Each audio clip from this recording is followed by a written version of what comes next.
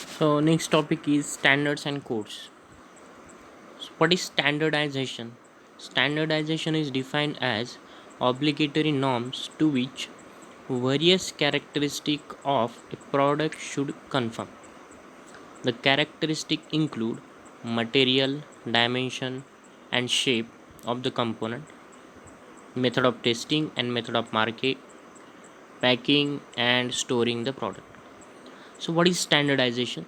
So one can call it as a fulfillment of certain norms, that is called as standardization. Suppose standardization in foods. So food should follow some norms, some rules, so that it will not be hazardous or it will be good for the health, or at least it should not harm our health. That is for standard. Similar standard can be applied for the machine elements also. So standardization is nothing but following certain norms or fulfilling certain norms. So what is the standard then? What is the meaning of standard? A standard is defined as a set of specifications for parts, material or process. What does the standard do? Standard reduces the variety and limit the number of items.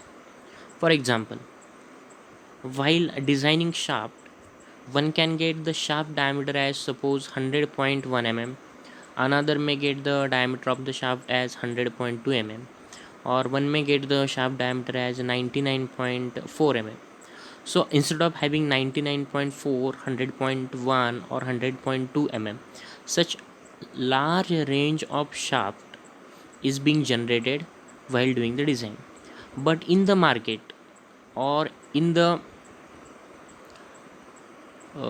the in the market, it's not always possible to find out such all varieties. Okay, so that's why standards are to be provided. A standard is defined as set of specification of for parts. So in this case, shaft diameter should be a specific. It should not be 90.99 or something like 100.1. If we are designing like 100 or 101 mm, that will be quite beneficial. Then what is code? Code is defined as a set of specification for the analysis, design, manufacture, testing, erection of the product, etc. What is the purpose of code? The purpose of code is to achieve specific level of safety. Safety to the human being, safety to the society, safety to some environment. So that comes under as a code. So code basically take care of the safety, and standards will take care of the number of items, limit the number of items and reduce the variety, etc. So if we go through, then we need to understand which company standards are there, which national standards are there, and which international standards are there. What are company standard? Company standards are followed in the company only. Okay, so in the company, suppose some manufacturing component is there or any institution is there, like our teaching institute, then uniform is there. Okay, that uniform is compulsory only for the company, that is not compulsory for other institutes. So that comes under company standards. National standard, some national standards are there, like IS, Indian standard, or BIS, Bureau of Indian Standards. So these comes under national standard. They are usually followed in a particular nation only, not beyond the nation or continent, etc. Next, international standards. Certain standards are international standard. Those are followed all over the world, like SI, Standard International. SI units are there. So SI units are there which are followed all over the world. Second is nothing but ISO, Institute, or ISO is International Organization for Standardization, ISO. So this is the institute which, or this is the norms which are being followed by the total, but not by a single company, not by the national. It will be followed by the whole world. Fine. So these common. So what is your task now? You find out some company standard, their names, and in which company it is used. Second, national standard, which national standards are used. in India as well as outside India, and which are international standard. One example I have given, ISO. Which other standards are there? You simply go through the net and find out. Now we can see what is the advantages of standardization. Okay, so if we see the advantages and disadvantage, there will not be any disadvantage, there will be only advantages of the standardization.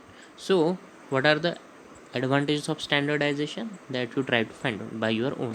Okay, next, so here are some examples of standards. First one is standard for material.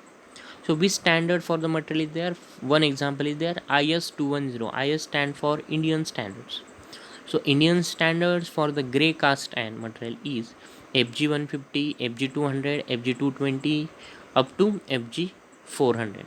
FG denotes the grey cast iron, and whereas the number 150, 200, that denote ultimate tensile strength in Newton per mm square. This is one example for standard of material. Second example of standard of material is standards for shapes and dimensions. So for shapes and dimensions, certain norms or certain standards are formed. One example is IS 2494 part 1. What does it give? It gives or specifies dimension and sorry, it gives basically, okay, it gives dimension and shape of the cross section of endless v belt for power transmission. So that is being considered in the, that is being considered in IS 2494. Next is standard for fit, tolerance and surface finish of component. So IS 2709, IS 919, these are the standards which are followed for the tolerance and surface, tolerance and surface finish. What is IS 2709? IS 2709 is for guide for the selection of fits, whereas IS 919 is recommendations for limits and fits of engineering. Another example for the standard of fit and tolerance is IS 10719. So method for indicating surface textures on technical drawing. These guidelines are provided by IS 10719. IS 8000, it gives geometrical tolerance on technical drawings. So this comes under certain standards of the fits and tolerance. Next is standard for testing of product. So in that one code comes, that is IS 807. So IS 807 is a code for practice of design of manufacturing, erection and testing of cranes and hoist. You can see now this is called as code because it deals with the safety. Okay, it deals with the safety of design. So that comes under code, that is IS 807.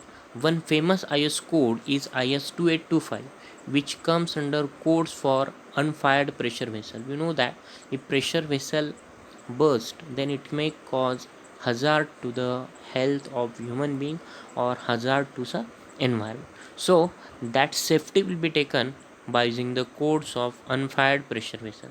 So codes will take care of safety, whereas standards will take care of the variety and limit the upper limit on the variation.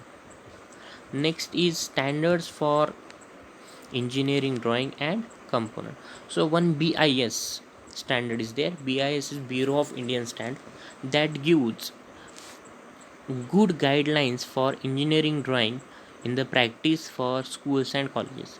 Already this engineering drawing you have studied, so in that case the length of dotted line, then length of center line or representation of center line, thickness of dark line, thin line, so that all things already we have studied.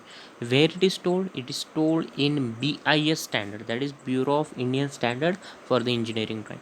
So what are norms of the engineering drawing we are followed in India? That is nothing but comes under BIS. Now next important topic is selection of preferred series.